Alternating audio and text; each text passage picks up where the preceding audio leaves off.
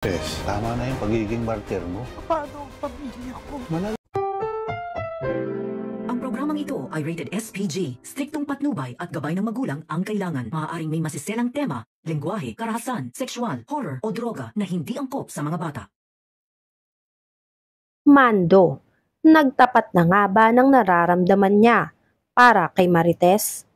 Mga dapat nating abangan ngayong Huwebes sa FPJ's Batang Quiapo. Sa pag-uusap ng dalawang mag-ama na si Rigor at si David, inamin ni Rigor lahat ng mga kasalanan niya at mga pinagsisisihan niya sa buhay niya. Pinagsabihan ni Rigor si David na wag siyang gagaya sa ginawa ni Rigor sa pamilya nila.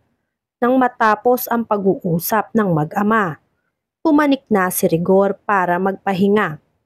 Dumiretso siya sa kwarto ni Marites. Samantala, pagkatapos ngang kumain nila Marites, nagpahinga na siya sa kwarto niya. Hindi maiwasan ni Marites na sariwain ang masasayang alaala nila ni Rigor nang sila ay nag-uumpisa pa lang. Iniisip ni Marites kung ano ang nangyari sa pamilya nila. Maya-maya, pumasok na si Rigor sa kwarto nila. Nakita niya si Marites na nakaupo lang sa kama nila. Nilapitan ito ni Rigor. Niyakap niya si Marites habang nakatalikod ito. Nasaktan si Rigor sa pag-iwas nitong si Marites. Lumabas si Marites ng kwarto nila. Naiwan si Rigor na umiiyak.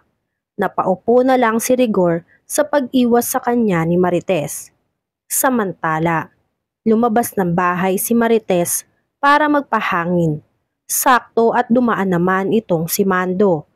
Nakita ni Mando si Marites na malalim ang iniisip. Lumapit si Mando kay Marites. Umupo siya sa tabi nito at nag-usap silang dalawa tungkol sa relasyon ni Marites at ni Rigor. Sinabi ni Mando kay Marites, "Tigilan mo na yang pagiging martir mo." Sumagot si Marites, "Paano? Paano ang pamilya ko?" Kaya sinabi ni Mando kay Marites, "Malalaki na ang mga anak mo. Maiintindihan ka nila." Natatakot si Marites sa maaaring mangyari sa kanila, lalo kapag sumuko siya sa relasyon nilang dalawa ni Rigor. Samantala, pagtapos ni Rigor umiyak sa nangyari sa kanila ni Marites, napilitan siyang magpunta sa kwarto nila ni Lena para matulog at magpahinga na. Paghiga ni Rigor, tumalikod agad siya kay Lena dahil naiinis pa din ito sa ginawa sa kanya. Sinubukan ni Lenang yumakap kay Rigor pero umiwas lang si Rigor sa kanya.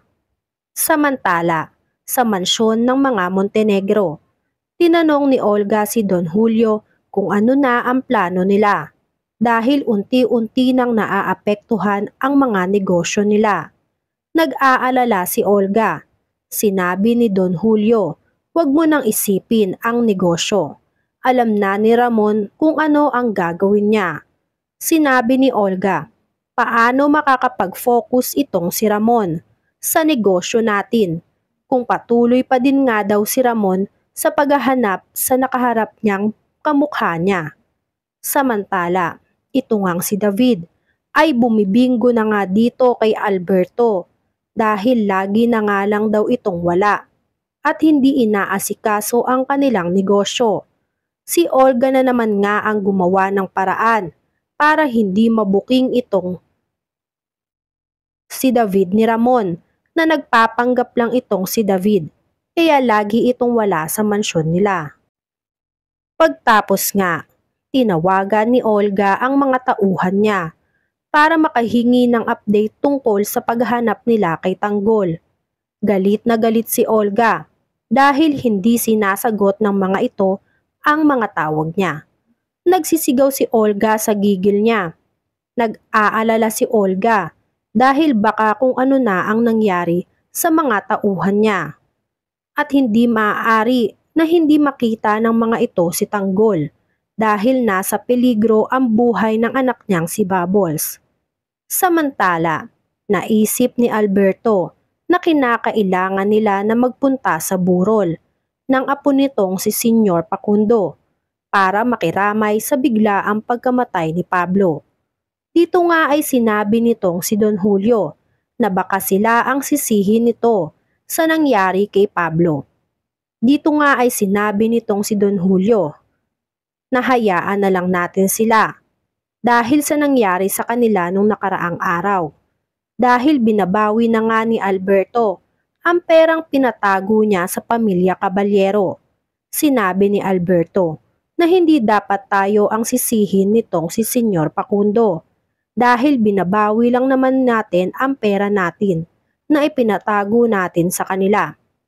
Napag-usapan nila kung paano at bakit biglaan ang pagpanaw nitong si Pablo. Napag-alaman nila na pinatay pala ito sa lugar mismo ng kasino nila.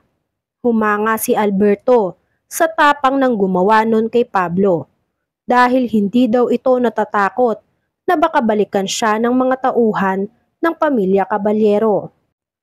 Samantala, alam na nga nitong si Olga na ang may kakayahan lang naman na gumawa nun ay ito ngang si Tanggol. Dahil itong si Tanggol ay walang kinatatakutan at pinaghiganti lang naman ito ang kaibigan niyang si Bubbles. Samantala, sa pag-amin ni Bubbles sa totoong nararamdaman niya para dito kay Tanggol, sinabihan niya si Tanggol na kalimutan na nito ang mga nakaraan, lalong-lalo na nga itong si Mokang, dahil nandyan naman daw si Bubbles para kay Tanggol. Sinabi ni Tanggol na hindi ako matatahimik hanggat hindi ko nabibigyan ng hustisya ang pagkawala ni Mokang.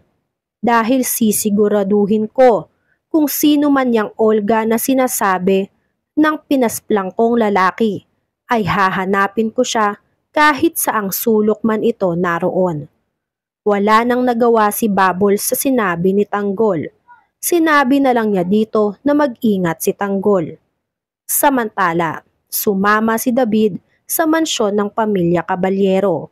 Iniisip ni David na magkakataon niya na nga ito para kay Catherine dahil alam niyang kailangan siya ngayon ni Catherine. Pagdating nila sa mansyon, si Catherine agad ang hinanap nitong si David. Hindi alam ni David na nasa mansyon din mismo ng mga Caballero nagtatrabaho ang lola niyang si Tinding. Inutusan si Tinding na mag-asikaso sa mga nakikipaglamay. Pinagdala si Tinding ng kape para kay Alberto, Don Julio at kay David. Nainip si David at lumabas muna para lumanghap ng sariwang hangin. Sa hindi inaasahan, si Rigor at si Mando ang pinadala sa mansyon ng mga Caballero para mag-imbestiga sa pagkamatay nitong si Pablo. Habang nagpapahangin si David, napansin siya ni Rigor. Nilapitan ni Rigor si David. Gulat na gulat ang reaksyon ni David nang makita ang tatay niyang si Rigor na nasa mansyon din ng Caballero. Tinanong ni Rigor si David kung ano ang ginagawa sa mansyon.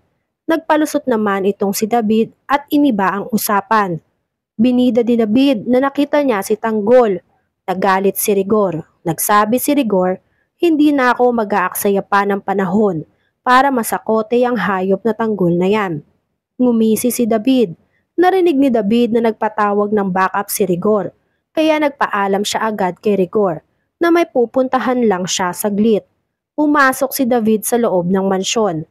Binulungan ni David si Alberto na kinakailangan na nilang umalis dahil paparating na ang mga kapulisan. Nag-aalala si David na baka mamukhaan si Alberto ng mga ito at maging dahilan pa para magkabukingan sila. Hanggang kailan kaya makakapagtago itong si David ng sikreto niya na hindi talaga siya ang tunay na si Tanggol?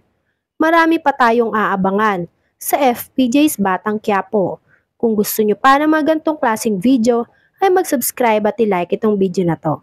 Maraming salamat po.